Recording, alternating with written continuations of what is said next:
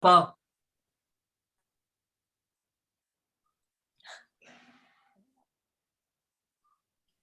Edgar est parti. On a dit que ça allait être enregistré, il s'est sauvé.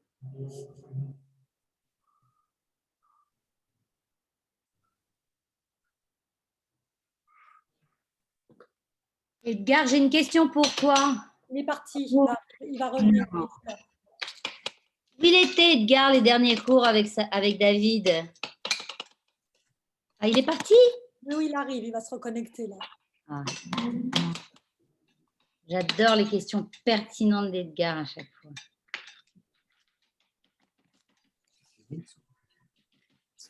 Si, c'est mon beau-fils. Alors, dans notre groupe, on a Victor le scientifique. Moi, je suis une nouvelle recrue, Victor, hein, depuis pas longtemps. Ah, chez David. C'est David. Oui, oui. On a un groupe génial avec David Saada. Hein. On a le scientifique, Victor, on a Edgar, je l'appelle le rebelle parce que j'adore ces questions toujours là, qui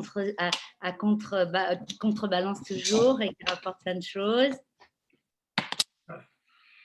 Chacun apporte son... Ça y est, on m'entend ce coup-ci? Oui, on salut Edgar. Super, salut tout le monde. Edgar, j'ai une question. Bonjour Edgar, j'ai une question. Bonjour Eva, comment vas-tu? Eh ben moi, très bien, Edgar, mais maintenant, je suis désolée, on se connaît depuis plus d'un an. Et pourquoi, oui. où t'étais passé là? Moi, tu m'as manqué en fait avec toutes tes questions. Oui, tu m'as beaucoup manqué aussi. Mais non, mais parce que... On va vous laisser. On revient tout à l'heure. Tes questions m'ont manqué. Eva, je peux pas tout te dire devant tout le monde quand même. C'est honteux. Tes questions, je peux vous dire, Eva, qu'il a beaucoup travaillé avec moi, Edgar. Alors, moi, je peux vous rassurer là-dessus. Je suis jalouse parce que vous me connaissez tous depuis tellement longtemps. Et Edgar, je me suis dit, comment j'ai su que tu n'étais pas là? C'est parce que je n'ai pas entendu tes questions. Attends, David. Il y a un truc là. Pourquoi, David? Et je me suis dit, mais j'entends pas d'Edgar. Il est où, Edgar? Bah écoute, non, il était un petit peu chargé ces temps derniers. Donc, je pense que je reprendrai, si Dieu veut, à la rentrée, lorsqu'on reprendra notre cours. T'inquiète, tu vas avoir avec l'autorisation de David, je ne voulais pas en parler, mais tu vas avoir le résumé de tous ces cours. Vous allez être content parce que je suis en train de travailler. Là, je suis à l'avant-dernier cours là. Et je suis tellement heureuse que vous allez avoir tout ça parce que David a dit qu'il allait le passer dans le groupe. Oui. Ah bah écoute, c'est bien. C'est très bien. Alors Victor, tu nous as concocté quelque chose de joyeux ce soir, c'est ça? Oui, tu vas sauter de joie. Bon, écoute, c'est super. Bon, alors, on va laisser les 10 minutes de battement traditionnel. Ah, d'accord. Oui, il y a une jolie tolérance quand même sur Zoom parce que... Cyril, j'espère que tu n'as pas de contraintes. Mais il m'entend pas, il a un casque. Ah bah si, justement, c'est qu'il entend dans le casque. Si, j'entends très bien. Ouais, merci. Combien de temps ça va durer? 1 heure? 1h15, on va dire. Je pense aller courir avant que maman arrive, mais après, c'est bien. Oui. Bah écoute, maman, je peux. Vers 10h, il faudrait, je pense, que je parte pour aller courir avant que maman arrive. Mais sinon, ça va. De toute façon, ça sera enregistré, donc si vous souhaitez récupérer le lien... Emmett, on a fait le livre de Job avec un des rabbinim de la communauté cette année. Là. Avec un des fils du Rav Zini. Sur quoi? Sur Job? Sur le livre de Job. On avait fait sur la Hashgacha, sur le sujet, c'était la Hashgacha.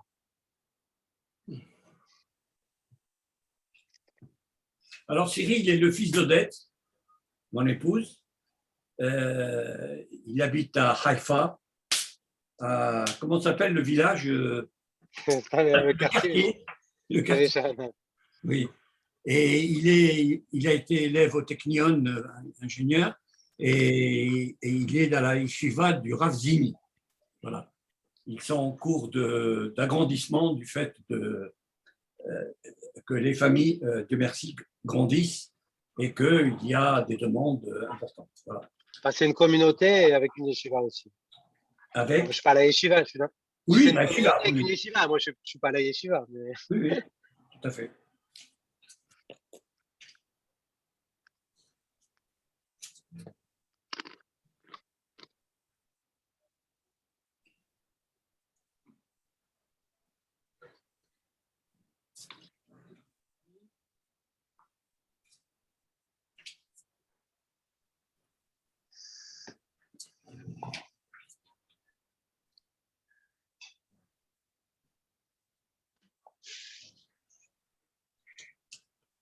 Victor, tu n'avais pas déjà fait cette conférence sur Job déjà une fois? Oui, je l'ai faite à la synagogue de Courbevoie, mais en présentiel.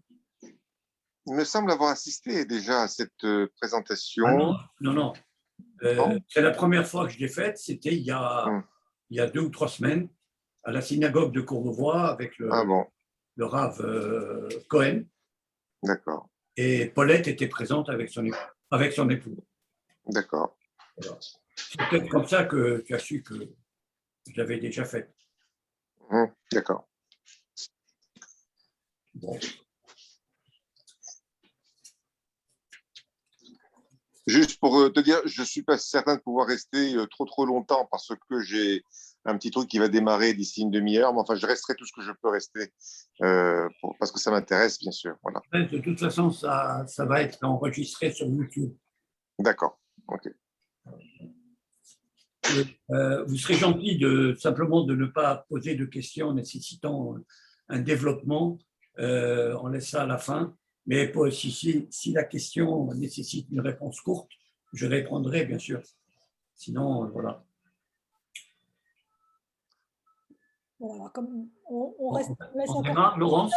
C'est comme vous voulez. Je vois une personne qui vient d'arriver là à nouveau, donc je ne sais pas si.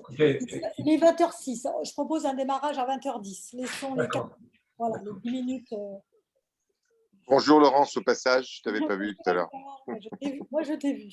Et j'ai justement dit à Eva qui te cherchait que je savais où tu étais, vu qu'on a beaucoup travaillé ensemble. Donc, voilà. Voilà. On se rappellera d'ailleurs lundi pour voir où est-ce qu'on en est de ce côté-là. Oui, d'accord. Okay.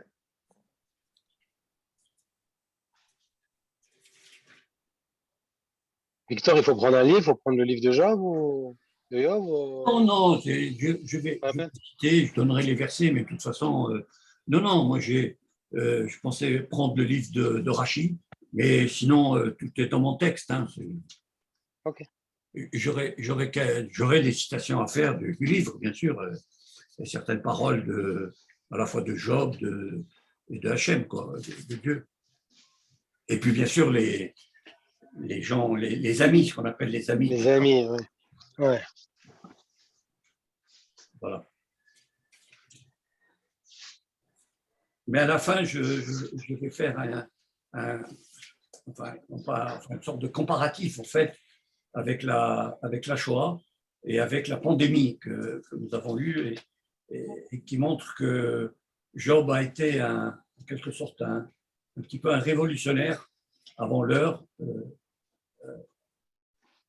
selon les, comment dirais-je, les hypothèses.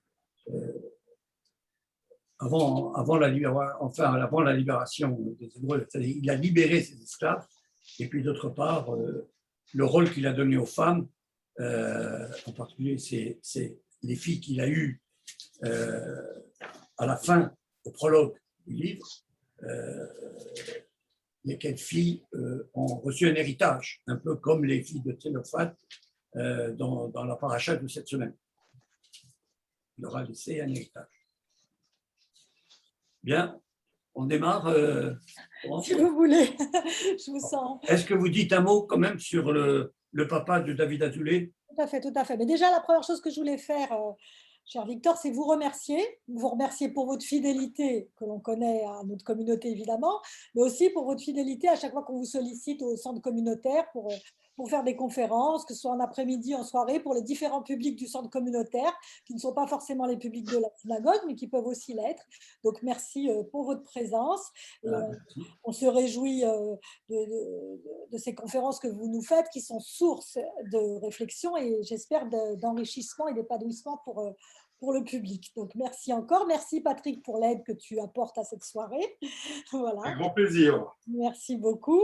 Donc, Victor, je vais vous laisser vous présenter, mais je crois que ce soir, vous êtes surtout aussi avec des gens qu'on connaît, donc on ne va pas rappeler votre parcours, mais on va rappeler que votre amour de l'histoire juive et votre érudition n'est plus à démontrer, et on est ravis de pouvoir en profiter, et on vous remercie de l'amitié que vous nous faites de partager vos connaissances. On voulait ce soir dédier cette conférence à la mémoire du papa d'un de nos fidèles et d'un de nos amis surtout, qui s'appelle Laurent Azoulay, que vous connaissez, qui fréquente les offices de château. C'est donc à la mémoire de David Azoulay Ben Esther. Voilà, et je vous remercie tous d'être présents ce soir. C'est une des dernières conférences du centre pour avant la nouvelle année. On vous espérera évidemment tous plus nombreux en présentiel à nouveau, ou sur Zoom, on verra, ou les deux, comme on venait d'en discuter avec Victor et Patrick. En attendant, je vous souhaite une bonne soirée au nom du Centre communautaire et culturel de Neuilly. Et c'est à vous, très cher Victor. Merci. Voilà. Bien, merci beaucoup, Laurence. Bon, donc, le titre de la conférence, c'est Job ou le malheur gratuit. Ce que je voudrais dire tout d'abord, c'est que si le nom de Job est bien connu, et même rentré dans le langage courant, Job, on comprend malheur, quoi. On comprend malheureux, pauvre. Mais son livre, par contre, le livre de Job est beaucoup moins connu, bien qu'étudié par de nombreux exégètes, que ce soit dans l'histoire juive ou parmi des exégètes non juifs. L'apport à la pensée juive et universelle du livre de Job est incontestable. L'objectif de cet exposé, en fait, est de vous inviter à lire le livre de Job à l'approche des commémorations après le jeûne du 17 Tammuz et avant celui de Tisha B'Av. Alors, cette lecture, en général, est bienvenue en ces jours de commisération, car elle remplace l'étude de la Torah qui, comme vous ne le savez peut-être pas, s'il y a des lectures de Torah pendant les offices, il n'est pas bienvenu de lire de la Torah en dehors des offices, pour la raison que la Torah est source de joie, de simcha, et que pendant ces jours de commisération, il vaut mieux éviter les sources de joie. Elle est aussi, par son aspect facultatif, lue par des ondeliers et à Kippour pour certains courants du judaïsme. Alors, les références sur lesquelles je me suis appuyé pour préparer cet exposé sont bien sûr, en premier lieu, Rashi et le Zohar, ainsi que le Midrash. En second lieu, il y a eu un débat en 86 qui a duré 2 années entre le grand rabbin José Eisenberg et l'écrivain Elie Wiesel, Zichrono Livracha, ce qui a permis la rédaction en 2086 du livre que vous voyez là exposé, qui s'appelle Job ou Dieu dans la tempête, dans la collection Fayard-Verdi. C'est un livre maintenant qui commence à être rare à trouver et qui sur le marché commence à coûter un peu cher. Voilà. Alors, l'autre livre plus récent, qui est paru en 2017, est celui de Isabelle Cohen, Un monde à réparer. Il est paru donc en 2017. Enfin, et bien sûr, les commentaires en anglais du Art Scroll sur le livre qui s'appelle Yov. Malheureusement, sa traduction n'a pas été encore faite en français et sa lecture est obligée de la faire en anglais. Voilà. Alors, autre livre sur lequel je me suis appuyé, André Neher, L'exil de la parole, Margaret Sussman, Lévinas, Martin Buber, Leibowitz, et aussi la thèse de doctorat de René Lévy qui s'intitule La divine insouciance, qui est une thèse sur les différentes œuvres de Maïmonide et sur lesquelles René Lévy apporte un regard académique et montre comment la conception de Elohim et de Hachem a évolué dans l'œuvre de Maïmonide. Alors, et bien sûr, dans ce livre de la Divine Insouciance, il y a tout un chapitre qui traite de Job. Alors, la première question qui se pose est qui était Job? Qui était Job? Et où et à quelle époque a-t-il vécu? Il y a en fait, il faut vous le dire, une controverse historique qui a existé dans toute l'histoire juive sur la réalité du personnage de Job. Maïmonide est le chef de file de ceux qui pensent que le livre de Job n'est qu'une simple allégorie. Nous reviendrons dessus. Et que Job n'a jamais existé. Il y a autant de commentateurs qui épousent le point de vue de Maïmonide que ceux qui pensent l'inverse, que Job a véritablement existé. Et l'argument essentiel des tenants d'un Job historique s'appuie sur le fait qu'il est comparé à Abraham ou associé à Moshe, voire au prophète Daniel, qui, eux, ont bien existé.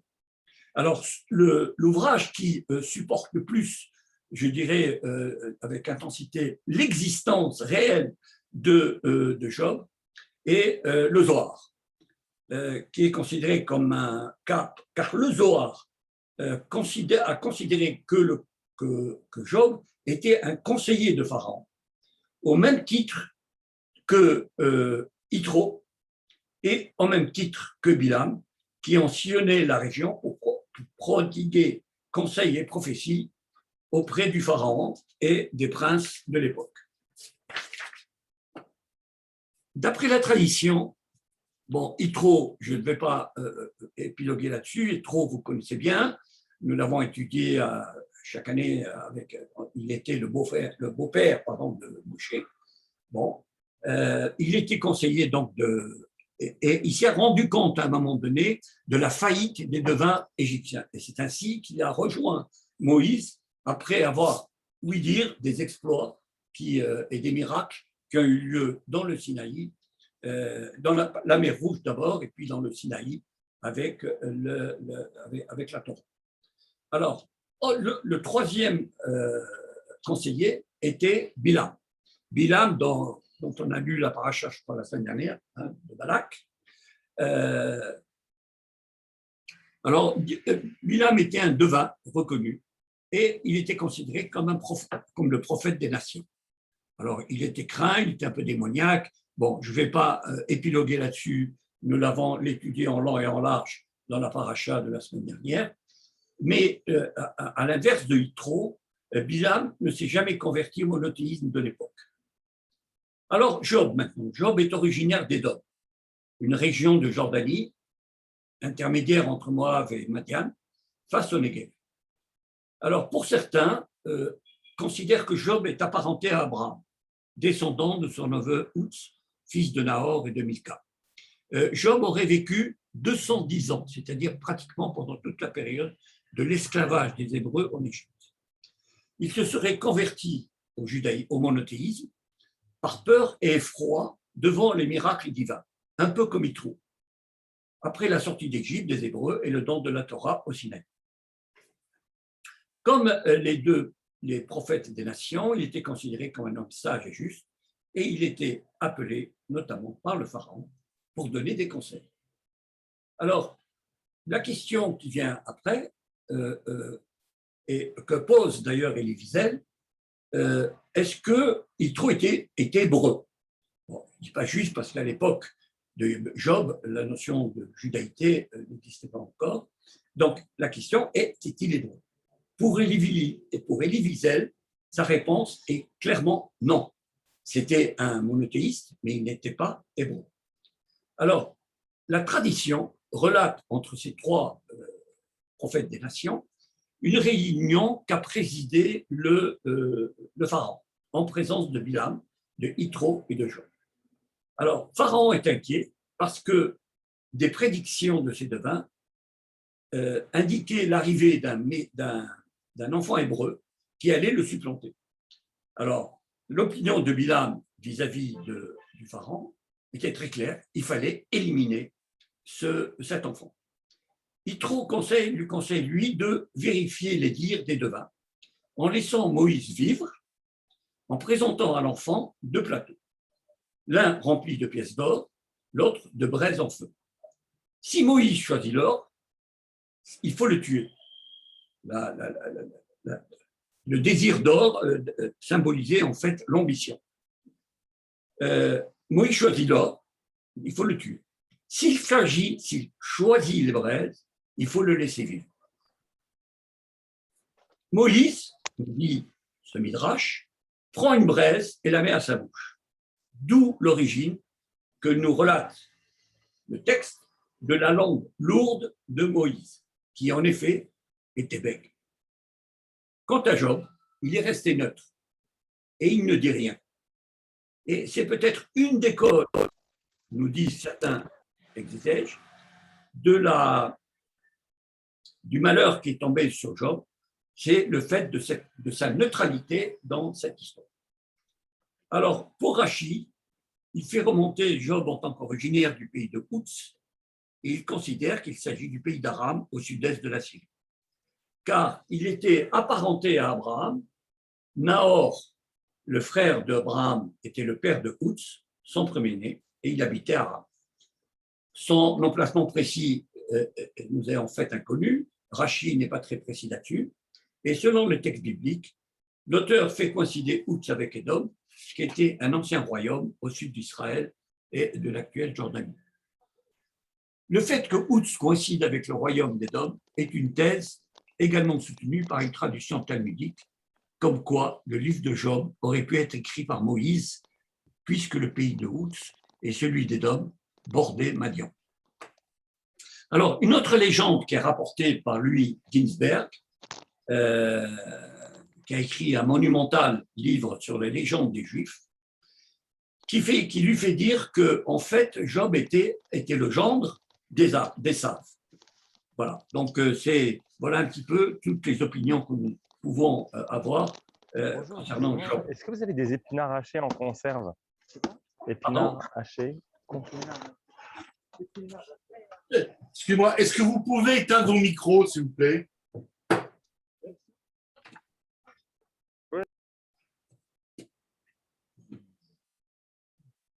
Qui a pris la parole là? Bon.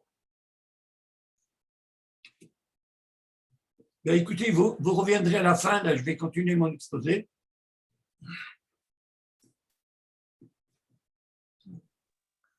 C'était un message parasite, Victor. Ah, ouais. Ah, d'accord. Ouais. Ok. Alors, non, on verra après. Là, bon.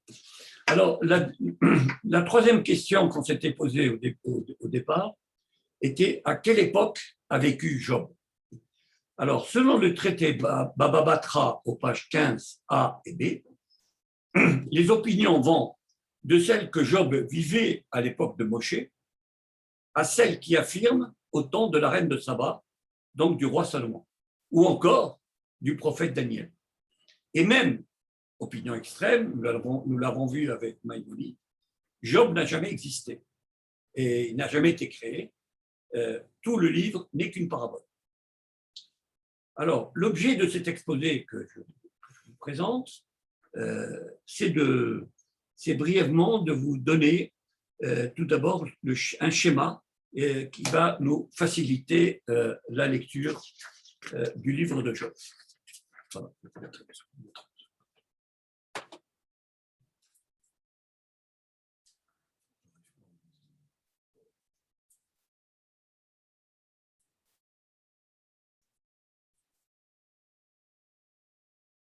Tu ne peux pas déplacer le… Ah, voilà. Bon, Job, comme tout homme, avait une épouse. Cette épouse lui a donné 10 enfants, 7 garçons et 3 filles, dont on ne connaît pas le nom. Le texte ne les nomme pas. Mais par contre, il va nommer les amis de Job qui vont venir le voir après la survenue de ses malheurs. Alors, Eliphaz, dans la traduction, est « Mon Dieu est l'or qui brille », il vivait à Théman. Bildad, alors c'est très bizarre, c'est un homme sans téton, de corps plat. Il venait de Choura. Et Sophar, le beau parleur, en fait, l'ergoteur, le bavard, il venait de Nahama. Et Elihu, lui, est Mandu. Voilà. Alors, on verra que Elihu, un peu plus tard, que ça peut avoir un autre sens. Alors, le livre de Job comprend 42 chapitres. Selon Elisabeth Cohen, du fait du grand nombre d'apax, alors un apax, vous le savez peut-être, est un mot unique. L'exemple typique d'un apax, c'est dans le Chumash, vous avez Tohu Vavohu, qui n'existe que dans le début de la Genèse. Alors, on le retrouve séparément en Tohu ou Bohu, en particulier dans le livre d'Isaïe, mais voilà. Alors, la difficulté de la lecture du livre de Job, c'est qu'on trouve, d'après Isabelle Cohen, 110 apax dans le livre de Job. Ça veut dire que ces apax qui apparaissent pour la première fois dans les textes, on peut leur donner plusieurs sens. Alors, il y a aussi dans le livre de Job des tournures de phrases extrêmement difficiles et de mots à multiples sens. Nous en verrons un exemple. Alors, pour cela, la traduction est ardue et explique l'existence de plusieurs versions de traduction, en tout cas en langue française, pratiquement à chaque génération. Job est un homme ordinaire, intègre et droit. L'hébreu nous dit Tam Veyachar. Il craint Dieu, il porte le titre honorifique de serviteur de Dieu, Avad. Il considère qu'il n'a rien à se reprocher et rend toujours le double de ce qu'il doit. Cependant, le texte souligne dès le début que les 10 enfants de Job avaient l'habitude d'organiser des banquets, des fêtes à tour de rôle, donc essentiellement les garçons, et que Job devait après cela, de bon matin, offrir un holocauste.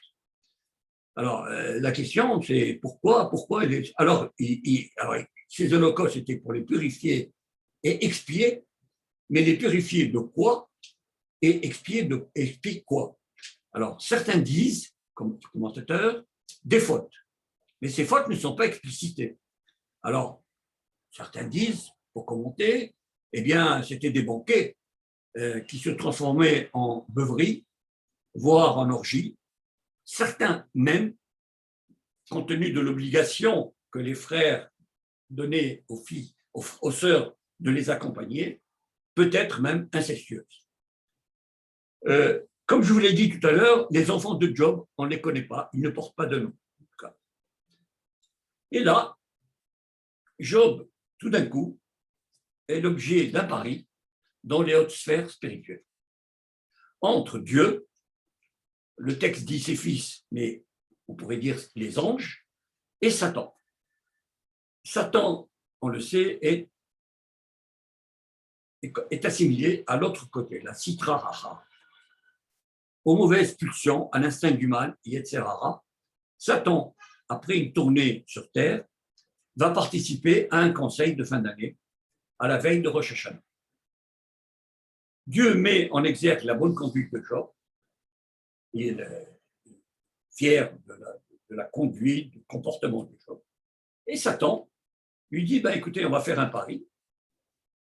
On va voir si Job a autant la foi que vous le pensez. Eh bien, pour cela, on va le dépouiller de ses biens, de ses serviteurs, de son hérédité, de son honneur, de sa santé. Est-ce que dans ce cas-là, continuerait-il à être cet homme intègre que vous, Hachem, appréciez? En fait, Satan lance un pari à Dieu. Ce dernier laisse faire Satan, tout en lui interdisant, et c'est très important, d'attenter à la vie de Job, à sa vie réelle, sa vie matérielle, et surtout de ne pas toucher à son âme. Cette limite imposée à Satan est une sorte de preuve de l'amour de Dieu envers Job, et combien l'épreuve que va traverser ce dernier est pénible pour Hachem. Job perd successivement le petit et le grand bétail, ses chameaux et ses serviteurs qui étaient plutôt des esclaves. ses enfants qui sont morts en pleine ivresse, mais purifiés par leur père, puis il est atteint lui-même d'une maladie de peau douloureuse. En dépit de tout cela, Job ne pêche pas par la parole. Il dit, versets 21-22 du premier chapitre, « Nu, je suis sorti du sein de ma mère, et nu, j'y rentrerai. Hachem a donné, Hachem a repris, que le nom de Hachem soit béni. En dépit de tout, Job ne faillit point et n'imputa pas d'injustice à Dieu. » Mais toutefois, le texte nous dit, il murmura, comme s'il y avait un doute dans son esprit, ce qui lui a fait perdre, nous disent les commentateurs, l'honneur auquel Dieu l'avait destiné d'être associé au propre patriarche. Sa femme, le voyant utiliser un tesson pour se gratter, fait de la peau qui était douloureuse, il était assis dans de la cendre. On dit de la cendre, on aurait pu dire de la poussière, mais la poussière est l'état naturel de l'homme et la cendre est moins noble que la poussière. Elle lui dit, persévères-tu encore dans ta piété, bénis ou renie Dieu, Elohim, et meurs. On voit ici qu'on a le mot barer, et le mot barer, comme nous dit Isabelle Cohen, a un double sens. Il a un sens de prière, de bénédiction, mais il a un sens aussi de reniement. Ce que l'épouse suggère en fait, et ce que Satan, lui, ne peut obtenir du fait de l'interdiction que Dieu lui a donnée, Job peut le réaliser instantanément. Il pourrait se suicider, laissant, le dit Satan, en piteuse situation, traînant le corps de Job devant Dieu et ridiculisé face à l'épreuve. Job refuse, malgré tout, le suicide. Viennent 3 de ses amis pour assister pendant la Shiva, la semaine de deuil. Là, pendant une semaine, tout le monde garde le silence. A priori, c'est la meilleure attitude que l'on peut avoir face au deuil. Mais au 3e chapitre, Job ouvre la bouche et maudit le jour de sa naissance. Il précise au verset 25-26, « C'est que tout le malheur dont j'avais peur fond sur moi. Ce que je redoutais vient m'assaillir. Je ne connais plus ni paix, ni sécurité, ni repos. Les tourments m'ont envahi. » Dans la suite du livre, les 3 amis, Eliphaz, Bildad et Zophar, s'expriment chacun à sa manière, en essayant de consoler Job, par divers arguments qui ne convainquent pas Job, mais qui l'exaspèrent plutôt. Car Job ne considère comme un homme juste, il se considère comme un homme juste, qui fait son devoir, qui n'a rien à se reprocher. Il ne mérite pas, en tout cas, ce que lui arrive, et Dieu est tout-puissant, agissant comme bon lui semble, comme toute entité qui a le pouvoir absolu. Il croit même que Dieu le considère comme un ennemi. Alors là, on a une espèce de, d'anagramme, puisque le nom de Yov pourrait aussi être très proche plutôt du mot Oyev, qui veut dire ennemi.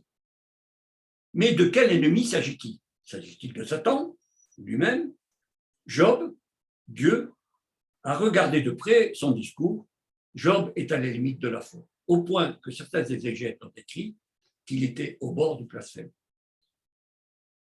et qu'il blasphémait, qu'il ne croyait en rien. Job a le sentiment d'avoir subi une injustice et demande à comprendre les voies de Dieu, qu'il accuse de cacher aux hommes la vraie sagesse, la gardant pour lui.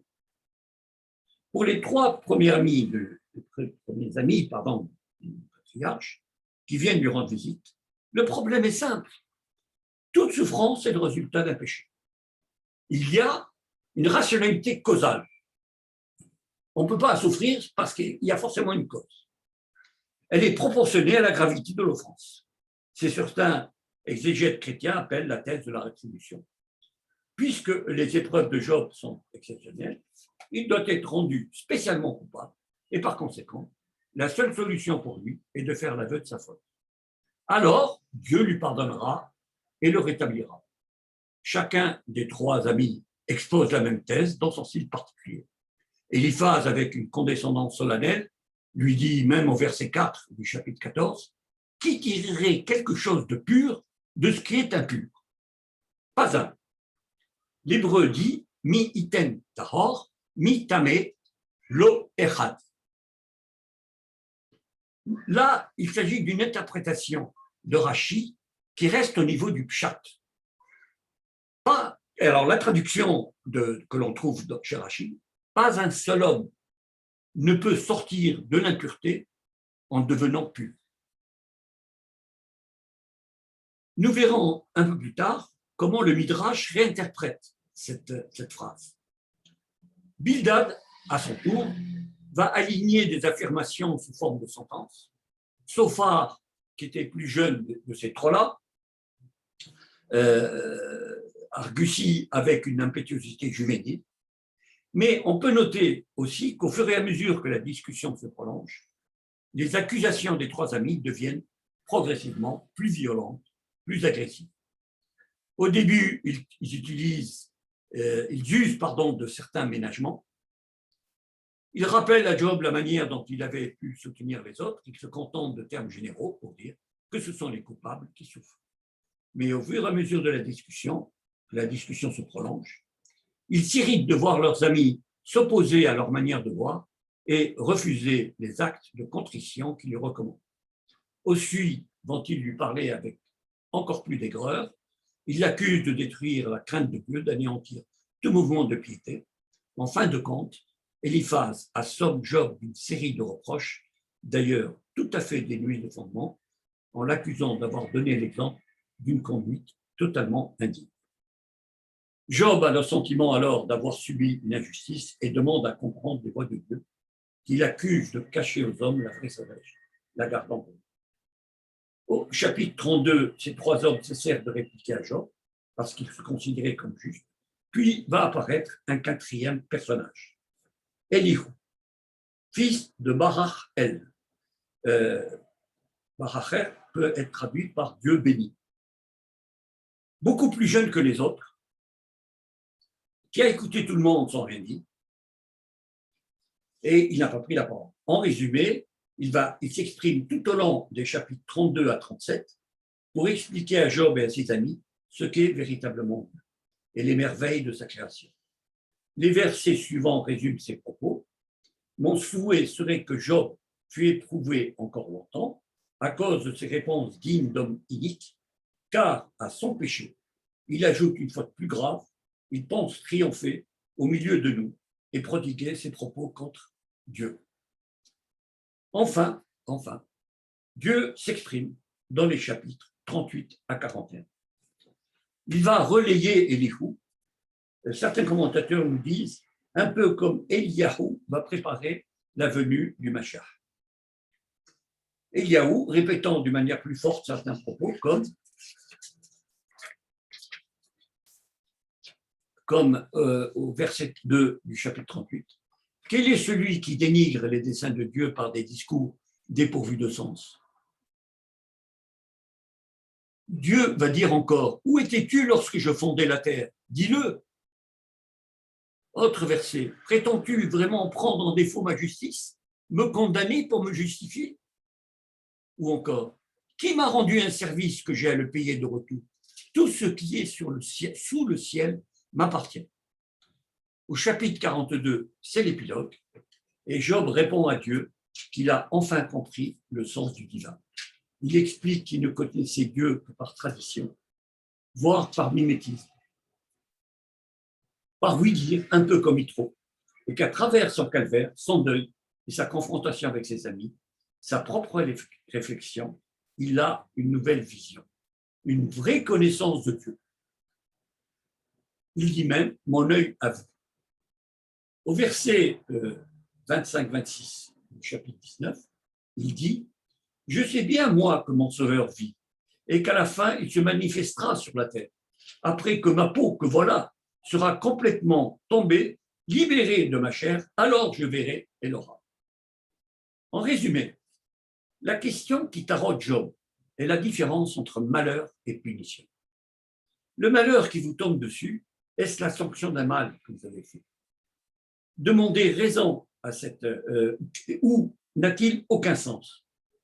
Quand vous croyez en un Dieu juste, pourquoi demander raison de cette injustice? ou êtes-vous condamné à endurer le malheur en silence et accepter l'irrationalité de la chose?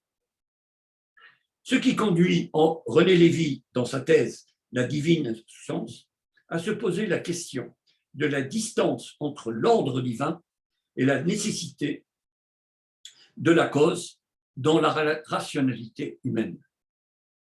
L'homme a une certaine rationalité, je dirais presque scientifique, logique, et il est complètement perdu dès qu'apparaît une certaine irrationalité soit la survenue, soit dans son raisonnement. Job, dans un premier temps, a de Dieu une vision comparable à celle d'Aristote, et que reprend en partie d'ailleurs Maïmonide au début du Guide des égarés, celle d'un Dieu insouciant, rigoureux, presque scientifique, créateur de l'univers, mais grâce à sa souffrance, Job a vu Dieu, il a vu en fait Hachem, Dieu de miséricorde. En fait, si Job entend ses interlocuteurs s'adresser à lui, lui répond en s'adressant directement à Dieu. Après être entré en lui-même, avoir fait abstraction de sa personne, après s'être repenti dans la cendre et la poussière, fait des prières pour ses amis, il a fait échouer. Il a réussi à éloigner Satan et finalement, Dieu a gagné son pari vis-à-vis de Job. Dieu apparaît comme étant lui aussi retourné, Chav, d'une certaine manière. Puisque Job va retrouver femme, 10 enfants, dont 3 filles, qui sont ici désignées par des prénoms poétiques, contrairement aux premières.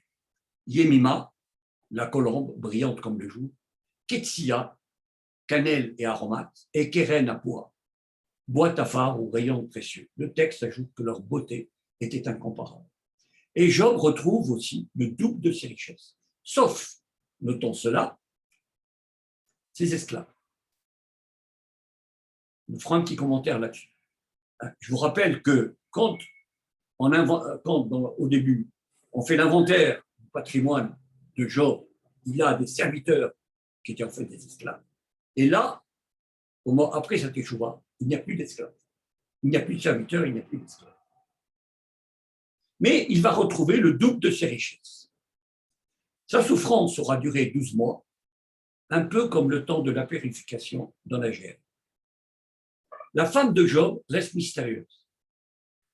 Est-ce la première femme qui lui dit au verset de 9 « Persévère-tu dans ta piété, bénis Dieu et meurs » ou est-ce une nouvelle femme? Pour le Zohar, il s'agit de la même femme. Le mot barer veut dire à la fois bénir, s'agenouiller ou renier. En fait, elle lui demande de cesser de simuler un scétisme sans réflexion profonde. Elle lui demande de s'agenouiller devant Hachem, car la maladie de Job aurait dû annoncer la fin de sa vie. D'autres commentateurs pensent que ce n'était pas la première femme. Il y a eu une deuxième femme. Maintenant, la première femme, on ne dit pas qu'elle est morte. Alors, est-ce qu'elle avait quitté Job quand elle a vu qu'il était devenu, malheureux, tout ça, comme ça arrive quelquefois dans la vie courante? Enfin. Alors, il y a chez les commentateurs, quelquefois, des comparaisons entre Job et Noah. Alors, cette comparaison porte sur quoi? Elle porte sur le fait que Job et Noah, il y a une qualification qui est assez proche. Dans le livre de Noah, on dit de Noah qu'il était sadique, tamim, haya, bedrotav. Pour Job, il est dit simplement tam, veyacham. Alors, la question qui se pose, c'est pourquoi, dans un cas, Noah a été sauvé du déluge, et dans l'autre cas, Job a dû subir une épreuve terrible. Les commentateurs nous disent, en fait, la différence vient du mot, dans le cas de Noah, du mot bedrotav. C'est-à-dire que Job était juste en comparaison de tout son entourage, de tous les hommes qui avaient existé à son époque, qui étaient tous des mécréants. Dans le cas de Job, ce n'était pas tout à fait le cas. Job apparaissait comme un homme juste, un petit peu peut-être au-dessus des autres, mais tous les autres hommes n'étaient pas des mécréants. Autre comparaison qui est faite, en particulier dans le Zohar, c'est Job et Abraham. Comme vous le savez, le Zohar est principalement une exégèse ésotérique de la Genèse, qui fait souvent référence au livre de Job, car ce dernier est une démonstration de la sagesse supérieure et du sens divin, ainsi que du rôle du démon Satan. Comme on le verra plus loin, le Zohar fait aussi le parallèle entre le destin d'Abraham et celui de Job. Si on est amené à les comparer, excusez-moi, j'ai repris la même phrase, je ne me suis pas rendu compte.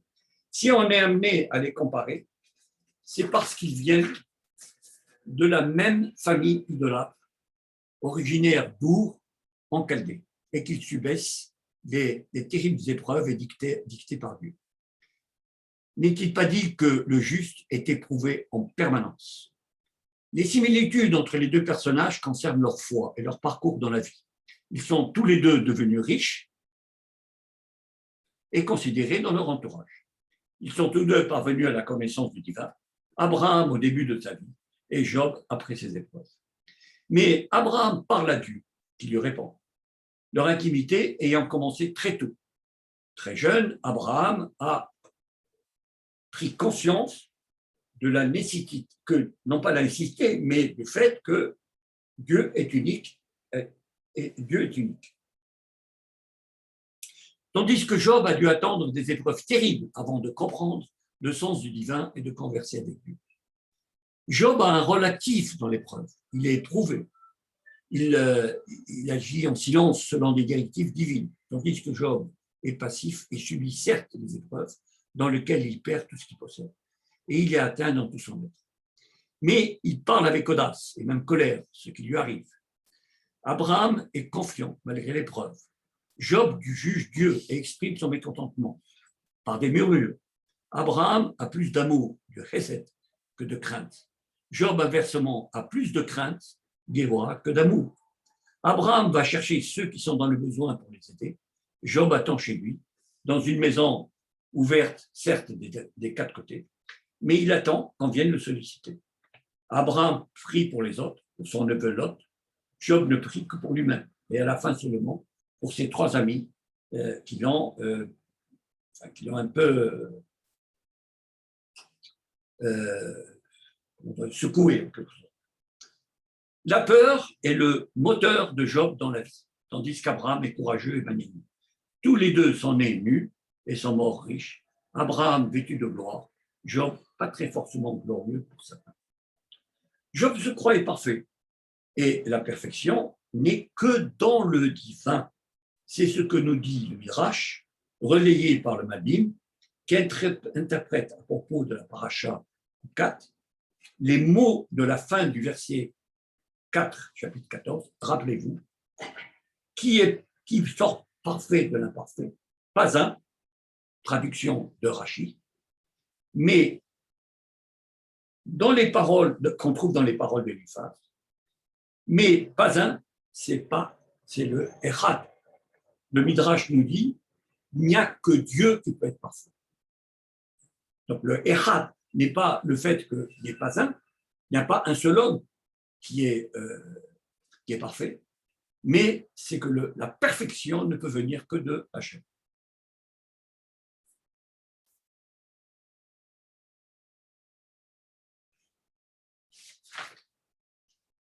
Alors, à la fin de l'histoire, néanmoins, Job a défendu ses amis qui lui ont fait du mal.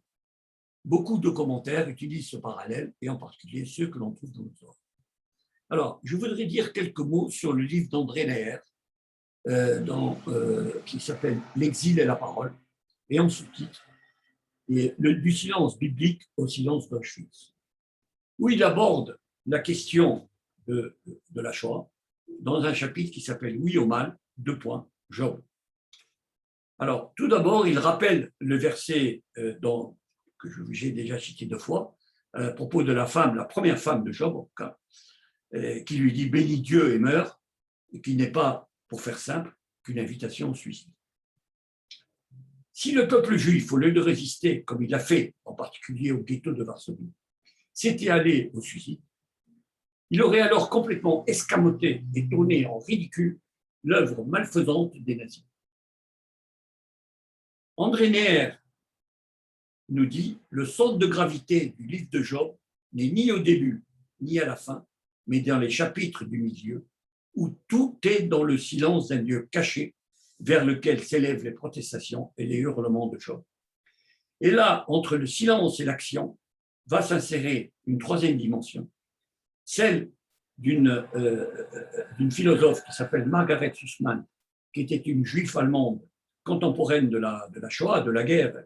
Elle est née en 1874, elle est morte en 1966, dans un livre qu'elle a écrit qui s'appelle Job et le destin du peuple juif, où elle met en lumière, et à laquelle d'ailleurs André Neher fait appel, la thèse de cette dernière est qu'il y a une dimension démoniaque dans le silence de Dieu.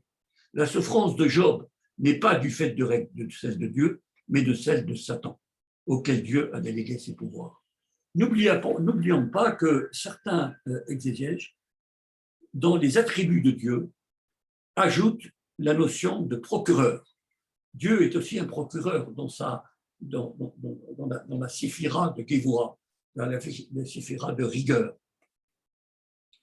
Ce qui amène Margaret Sussman à se poser la question, à laquelle il est si dur, si complexe d'y répondre. Où était Dieu pendant la Shoah? Elle compare le sort de Job à celui du peuple juif durant cette période. Dieu révèle à Job qu'il n'a qu'une connaissance fruste de Dieu, Elohim, de sa grandeur et de sa puissance. Lui, le créateur de l'univers en tant que Elohim. Dieu lui dit, pour résumer, « Où étais-tu quand j'ai créé le monde? Dois-je te révéler les portes de la mort alors que tu ne peux imaginer la distance qu'il y a entre nous ?» Dès lors, Job, comme le peuple juif, dans ses profondeurs, vont finir par reconnaître Hachem dans sa conception, Ein Sof, sans limite. Alors, on pourrait dire pourquoi il y a une Sof, pourquoi on ne dit pas infini? Eh bien, tout simplement parce qu'en mathématiques, il y a plusieurs niveaux d'infini et que seul le mot Ein Sof, sans limite, convient à la conception que nous pouvons avoir de Hachem. Les sens de Hachem nous dépassent.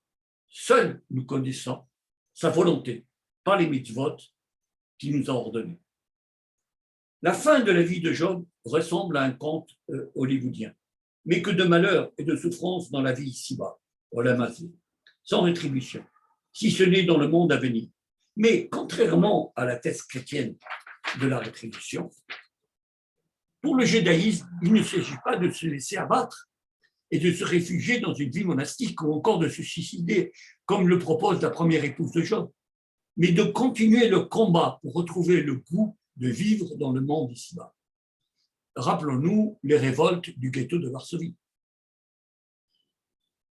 Mais si le Satan vient éprouver l'homme, c'est pour lui permettre de faire l'expérience des limites, afin qu'il puisse définitivement faire la distinction du bien et du mal, alors que l'un et l'autre sont rendus possibles par Dieu. C'est ici l'expérience ultime du libre arbitre. Car n'oublions pas que les temps messianiques seront précédés par les douleurs de l'enfantement messianique, Hevlé Mashiach, au point que certains, comme André Neher et Margaret Sussman, vont jusqu'à considérer que la Shoah était annonciatrice de cet enfantement avec la création de l'État d'Israël. Alors, comme je ne sais pas si là, il me reste encore quelques minutes, avant les questions, bien sûr, je vais passer un peu l'allégorie du monde moderne et passer à une lecture, je dirais, révolutionnaire du livre de Job, pour deux éléments. L'humanité a traversé, et malheureusement traverse encore, dans cette période de pandémie, de grandes souffrances, qui pourraient conduire aux mêmes questions que pose le livre de Job, mais plus dans ses conséquences que dans ses questionnements. Nous voyons en effet se dérouler sous nos yeux des évolutions techniques, organisationnelles, sociales, qui vont probablement révolutionner notre société. Déploiement du travail à distance, conduisant à une sorte d'autogestion dans notre entreprise, réorganisation hospitalière, discipline sanitaire plus rigoureuse, etc. On peut déceler dans le livre de Job une double révolution. L'abolition de l'esclavage on dirait aujourd'hui l'exploitation du travail, et un mouvement vers la libération de la femme. Je préfère cette expression, libération de la femme, que féminisme. D'abord, l'abolition de l'esclavage. Je voulais un petit peu, je suis passé rapidement tout à l'heure là-dessus. Quand le livre décrit la situation de Job au début, c'est un homme riche, on a dit, qui dispose de plusieurs hommes de service ou esclaves, va à Voda, Rabat, nous dit le texte, et à la fin du livre, dans le chapitre 42, il retrouve un patrimoine le double de celui qu'il avait, mais le texte nous dit qu'il n'y a plus d'esclaves, et en tout cas les esclaves ne sont pas mentionnés, comme s'ils avaient été libérés, ainsi que Moïse l'a fait pour les Hébreux en Égypte. La libération de la femme.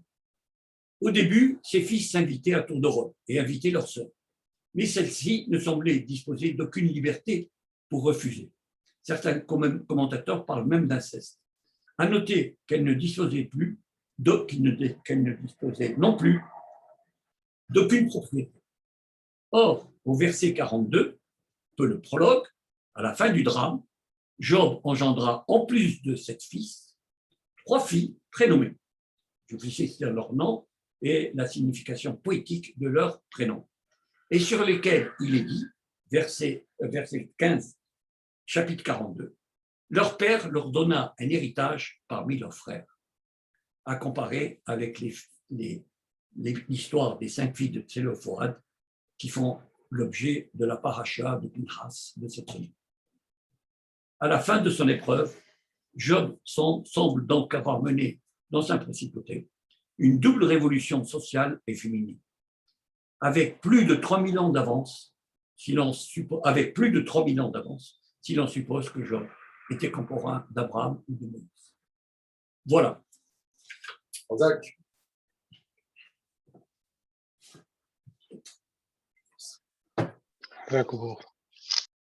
Bravo, bravo. Super.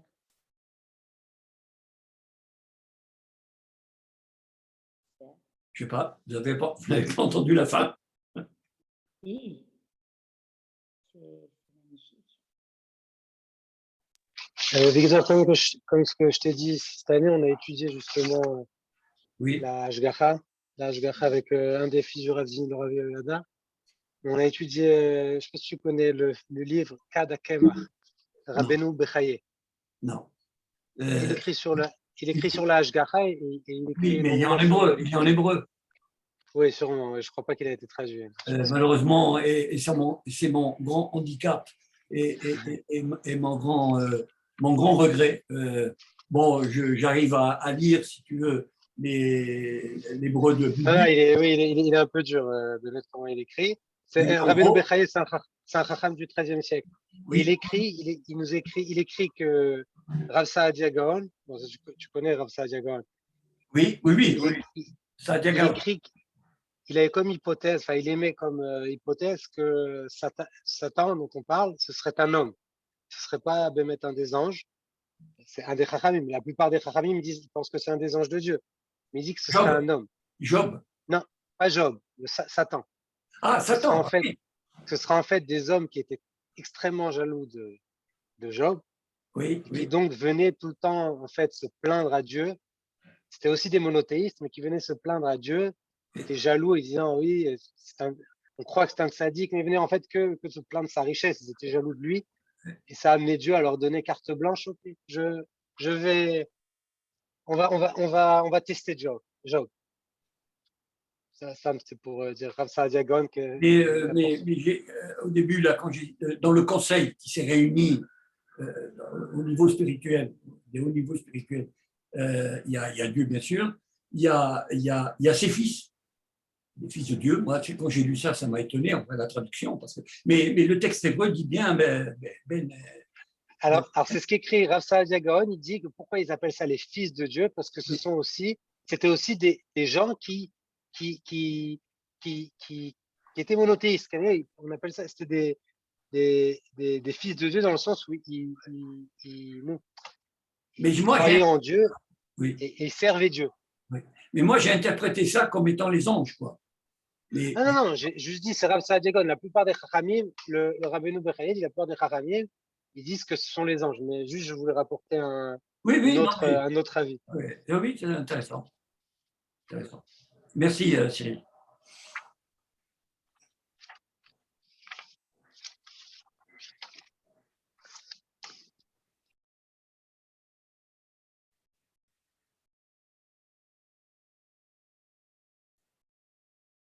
David, vous n'avez pas un commentaire? Ah, on ne vous entend pas, on vous entend pas.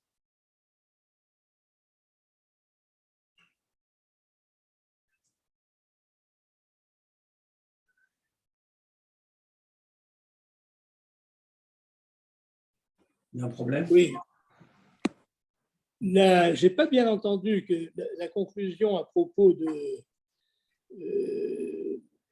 libération de l'esclavage et l'émancipation de la femme. Qui était l'auteur de ce commentaire? André Neher. C'est Neher qui dit ça. Ouais. Ah, c'est très intéressant. Et André Neher, et je l'ai vu aussi dans un article d'actualité juive de Bakis. Vous savez, le commentateur de la Torah, qui dit, mais c'est clair, moi je suis allé vérifier dans le texte, et en particulier les commentaires de Rachi. Mais effectivement, il y a des aspects qui nous dirigent vers ça, en effet, lorsqu'on le lit attentivement. Mais il faut le raccrocher à l'histoire de Job. Il faut raccrocher ça à l'histoire générale, à la souffrance de Job. Et on peut se demander, est-ce que le fond de l'histoire n'est pas là? Le fond de l'histoire n'est pas justement, puisque je suis tout à fait d'accord. Vous finissez par là. Oui, je finis par là. En fait, j'aurais dû finir par le questionnement à la fois d'André Neher et de Margaret Sussman, mais aussi le questionnement de René Lévy dans sa thèse L'insouciance de Dieu.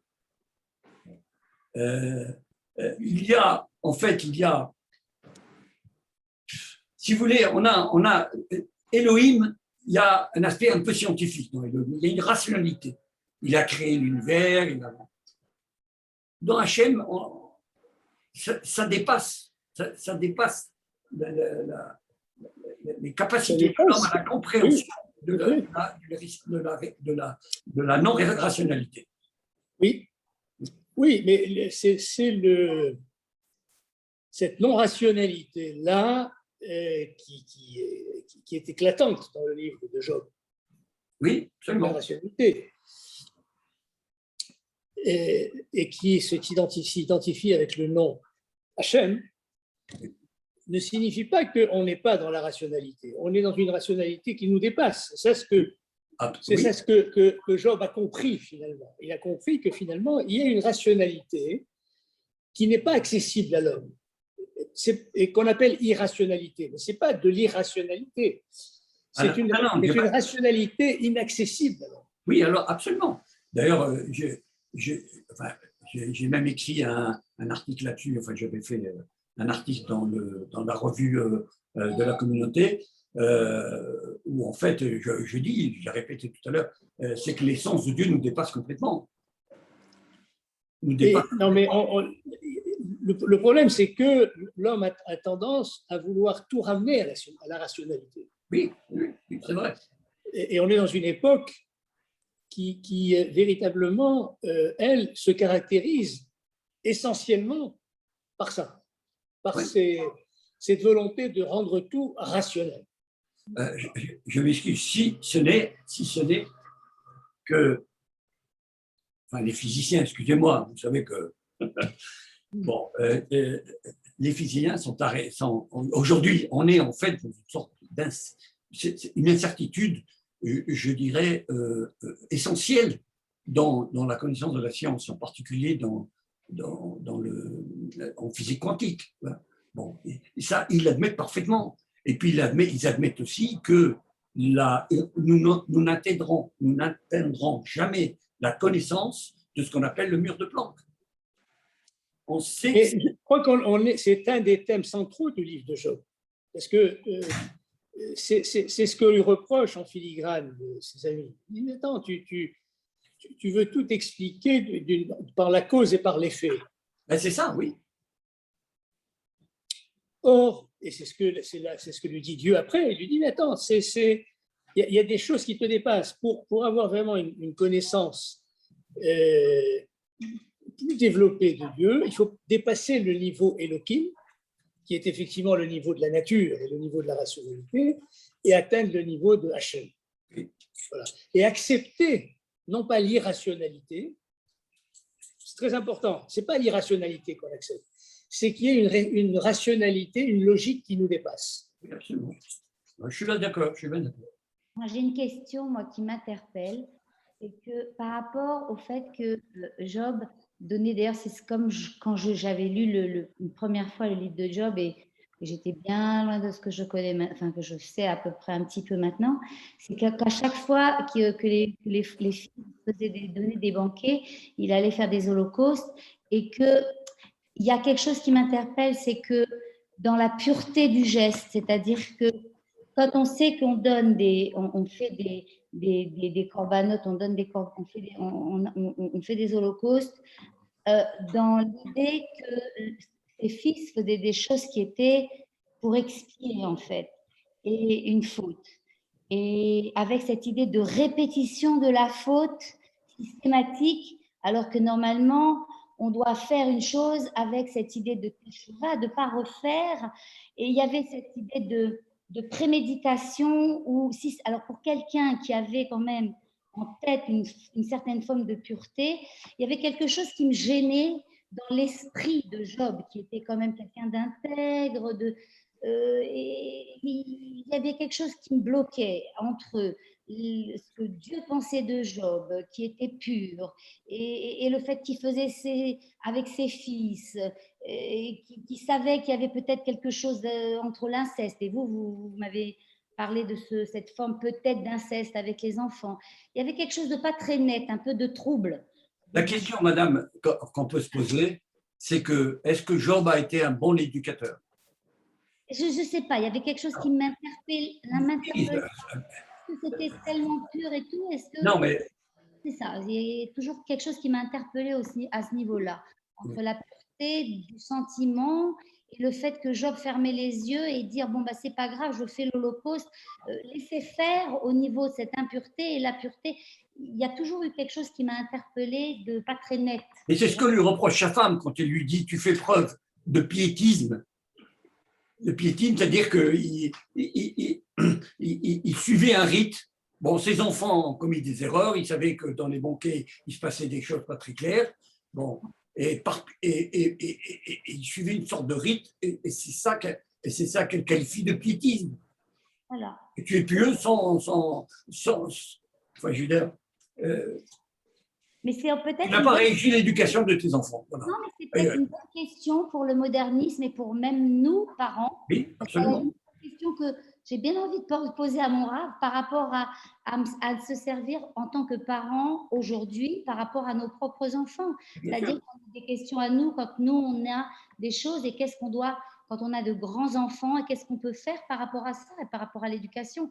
C'est-à-dire que comment on se place par rapport à l'éducation de nos et même nous adultes, quand on prie, moi je me suis souvent, je ne veux pas non plus me battre à la coupe, mais il m'arrive quelquefois de prier un peu par routine. Et je me le reproche. Si vous voulez, ça c'est. Mais très vite, enfin, il faut reprendre le dessus, quoi. David, est-ce que là aussi on doit séparer et Hachem sépare la responsabilité parentale, à savoir Job d'un côté, et la responsabilité des enfants et ce qu'il fait par rapport à l'Holocauste que je donné pour ses enfants? C'est très net dans la Torah, il y a une responsabilité parentale qui commence à être transférée à l'enfant. Et ça, c'est très important aussi de transférer cette responsabilité à partir de 12 ans. C'est le principe de la bar mitzvah, et c'est tout le rôle de l'éducation. C'est de transférer la responsabilité parentale à la responsabilité celui qui va devenir, de celle qui va devenir un adulte. Job, il donnait des C'est holocaustes. c'est absolument fondamental dans la vision éducatrice de la Torah. Donc Job n'avait, en fait, c'était séparé. Et donc, on peut supposer effectivement que tout ce que Job a perdu, y compris ses enfants, venait de défauts dans son lien avec Dieu. C'est une des thèses qu'a cité Victor, notamment dans l'éducation des enfants, puisqu'après, il retrouve des enfants et avec des noms qui montrent la floraison de ces enfants, les trois filles. Donc, avec une vision différente de son rôle de père, apparemment. Voilà, puisqu'après, il a fait Teshuvah. C'est une interprétation possible, oui. Ouf, La force d'un livre comme celui de Job, c'est qu'il y a une profusion, Victor l'a très bien montré, une profusion d'interprétations possibles. Vraiment une profusion. On ne peut pas se cantonner à une seule ligne d'explication du livre de Job. Victor. Oui. Donc on peut dire en fait que Job, on peut dire, je ne sais pas comment on dit en français, Kofer Bashgacha. Kofer Bashgacha, comment on dit David peut peut-être traduire. C'est le kofer, c'est-à-dire celui qui renie la Hashgacha. Voilà, il renie la Hashgacha dans le sens où au début, en fait, quand viennent ses trois premiers amis qui lui disent cherche, comme on dit en hébreu, cherche dans ton bagage s'il y a quelque chose que tu as à te reprocher. Les gens pensent qu'il n'a rien à se reprocher.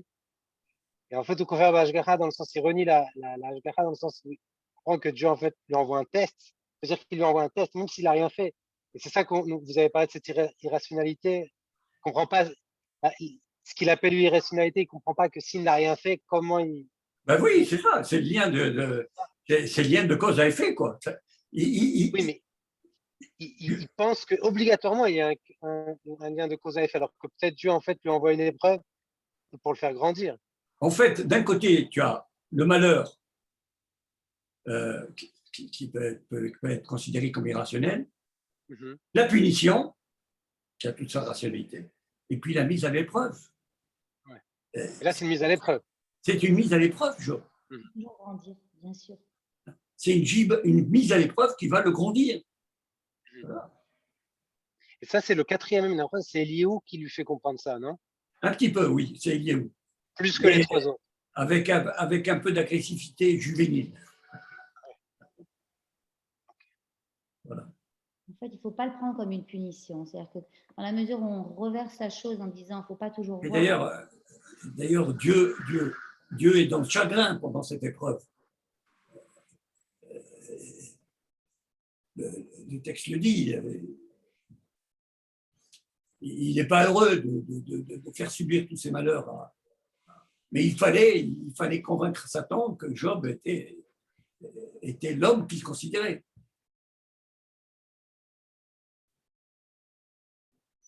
Voilà. Question, qui a écrit le livre de Job? Alors, certains disent que c'est Moïse, parce qu'il y avait une proximité géographique. Job, bon, sinon c'est le seul auteur qui est cité, à moins qu'il y a peut-être d'autres auteurs possibles, éventuels. Mais je ne connais pas d'autres. Il est en hébreu? Il est en hébreu. Il n'y a pas d'araméen? Non. Il est complètement en hébreu.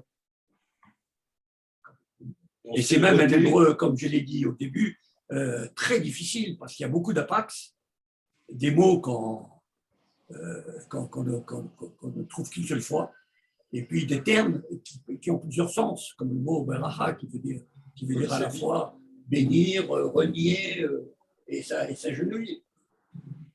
Et on sait le dater?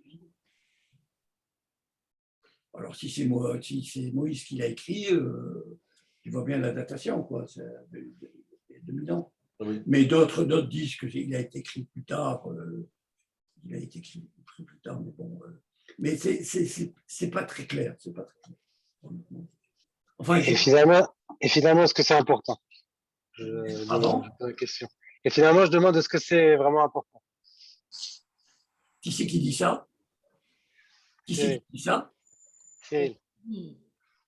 Cyril Assouline. Oh là là, on entend mal. Ah, c'est Odette? Non, j'ai dit c'est Cyril. Je dis, est-ce que c'est si important que ça, finalement, de savoir? Oui, non, mais je suis tout à fait d'accord avec toi. Ça n'a pas une importance. Ce qui est important, à mon avis, c'est le fait que ce soit une allégorie et qui peut avoir, comme disait tout à l'heure David, plusieurs comment dirais-je, un peu comme un kaléidoscope avec plusieurs visions possibles. Voilà. Et je rappelle que, alors j'avais eu une question la dernière fois que j'ai fait cet exposé, un monsieur qui m'a dit, mais pourquoi on ne trouve pas de Haftarot sur Job? Au moins une Haftara. C'est pas les Nevi'im, ça fait pas partie des Nevi'im. Mais oui, parce que, Job est classé parmi les livres poétiques, comme les psaumes et les proverbes. Ah, et puis, d'autre part, pardon? Sur les Ketuvim, Oui. les Haftarot, on ne les prend que dans les Nevi'im. Dans les Nevi'im, tout à fait.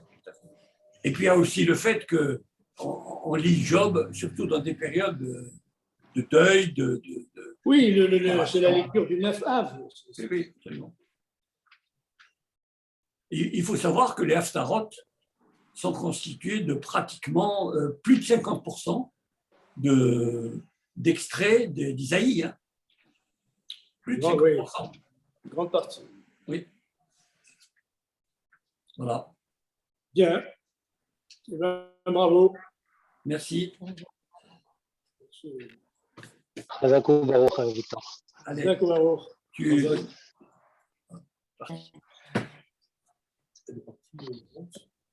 sais pas.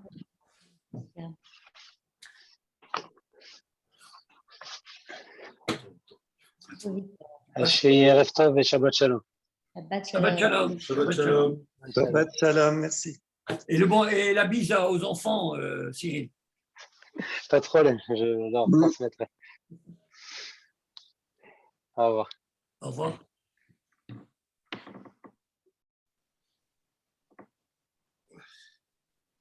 Il faut que je récupère le fichier.